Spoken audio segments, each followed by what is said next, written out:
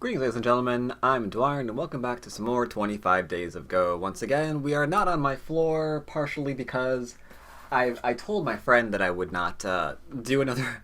This is really cheap. I told my friend I would not do another game until I used the stones that were given to me for Christmas. And I need to wash them because they're Yunzi stones and they're powdered, so... I haven't quite dealt with that yet, so I got around it. So next time we're on the board, we'll be using new stones. Till then, we're here. And our topic for today is something that a different friend of mine has mentioned. I mentioned this previously. If you're on my friends list, the problem with being on my friends list and talking to me is that something you say might spawn a video idea. And that's what happened here. Because they said, and I quote, "Hey, another question, haha, I see a lot of pro games where they seem to break the first few rules I learned about the opening. I don't play 3-4 on the first, wait, sorry, that's a 1, not an I. Rule number 1, don't play 3-4 on the first move as black, cause white can get a 4-4 stone on the same side to weaken your Fuseki. Rule 2, don't make an enclosure facing your opponent's cornerstone. What are the pros thinking when they play this way? Is there some advantage that you need to be really good to use properly?" Now, what got me really interested in this is he goes on to say, I distinctly remember a person saying, they were reviewing something and saying the 3-4 on the first move is a tiny mistake. And the whole reason the orthodox opening exists is because it's good to build a wall facing your own corner, and subpar to build them facing your opponent. So there's like a lot of ideas jumbling around there. And the first idea, I suppose, is that this would, that one of these would be a bad move, right? That one of these two stones is bad because it's the first move, which is what he says, right? First move. On first move as black. That is first move as black. And that is bad because it might be facing your opponent's stone. But that's completely not true. At all. Zero. None of that is actually true. Dual 3-4 stones as black are completely fine. They could be facing themselves. This is an okay variation, an okay opening to take for yourself. Or they could be facing this way, and that is also an okay opening to take for yourself. There's absolutely nothing wrong with the 3-4 stone as your first move. The only thing you have to be aware of is what direction your stone's facing. Let's say you play here, right? And your opponent plays there. Okay, and now you play here, and your opponent plays here. So now the question is, which 3-4 stone do we value more? And that's going to be not this one. Because the only thing we have to worry about here, really, is if we play away and our opponent gets to approach our corner, let's say you get into a pincer variation, right? Then it gets to pincer and expand off the upper left. So this is slightly beneficial to white than black. So we have to be very, very careful when we play. But even then, it's not bad, and I'm going to get into that in a minute. So right off the bat, this is not true. Now, you could say, I think what he's saying the second part is having an enclosure facing your opponent, like this right now, facing your opponent. Again, that's not going to be true. You can do a pro search on it. I mean, it's fallen out of favor. We don't play it as often nowadays. But you can find a lot of professional games where they had the enclosure facing their opponent's stone. Something like this would take place. They'd either approach here or here, and this would just continue to be a game. As long as you know what you're doing, is perfectly fine. I would say that I would rather go into a framework, low Chinese maybe here, or micro, depending on how much you study. Or I would recommend maybe an enclosure facing this way because it's easier to do something with it. Like get this kind of thing if our opponent doesn't split us. It's threatening a really great extension for both sides. I mean, I would take that instead. But First move 3-4, definitely not a bad thing. If you do dual 3-4s,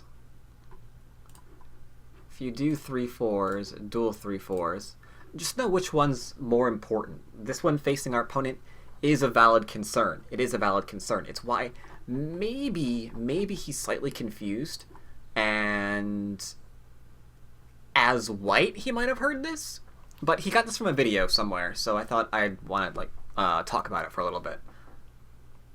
That maybe let's say 3-4 stone facing our opponent's stone, we wouldn't, for example, want to play here now, because the 4-4 stone's not very interesting, and the fact that white can get a pretty good result here, attacking and building is actually worth a bit more.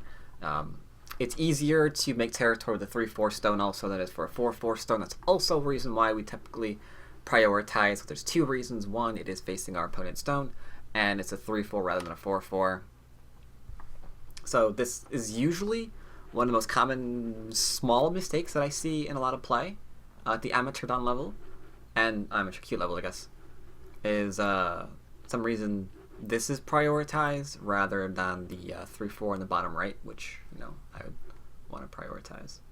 Now, you can say that now you could say, okay, so the 3-4 stone is more important, and if it's facing our opponent, that's a problem. It's a problem. So what I'm going to do is not play it ever as white. But that's also not entirely true, because this is a fighting opening, but it's okay as long as you're aware. Okay, if we play this, we might have a problem because of the same variation that I keep throwing up on the board. Bam, that.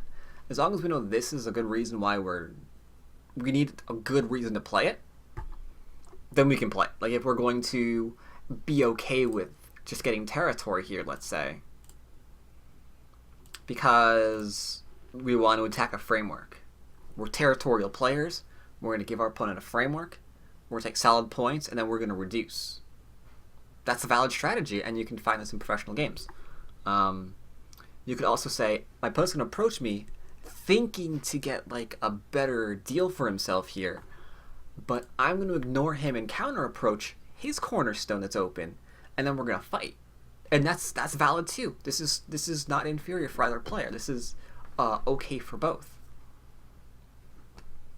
So I think maybe what happened, assuming this person remembered correctly what they were hearing in the video,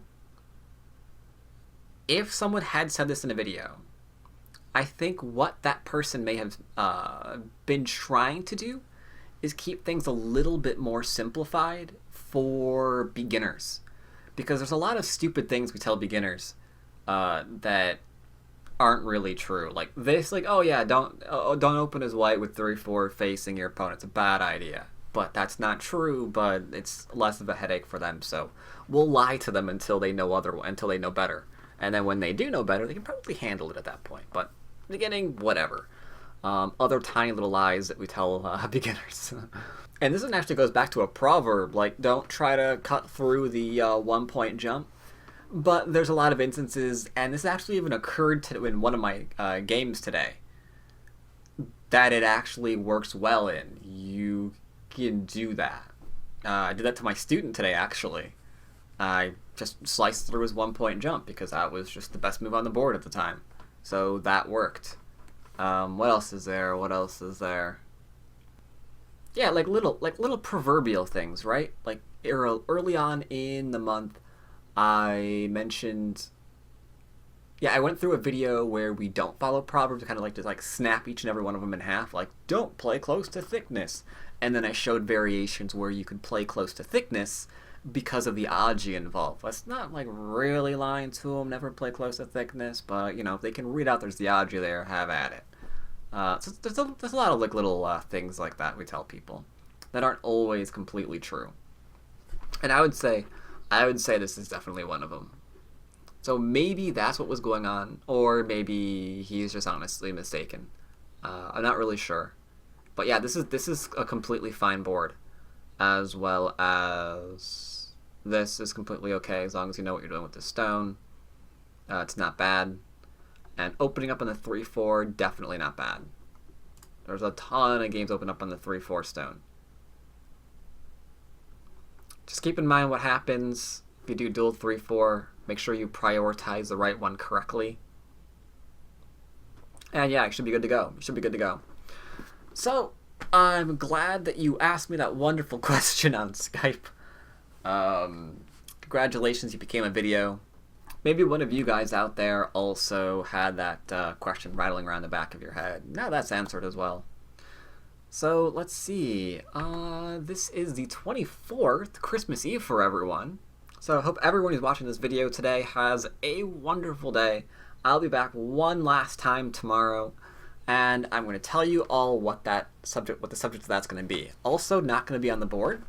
We're going to do a bit more of an abstract video where I want to sit down and talk to you all about like ladder anxiety, the anxiety you get when you just sit down and play a game, or the anxiety that builds up if you go on a losing streak or a winning streak or whatever, and how all that affects your game. And I'm going to be talking about all of that and some tips on how to overcome it.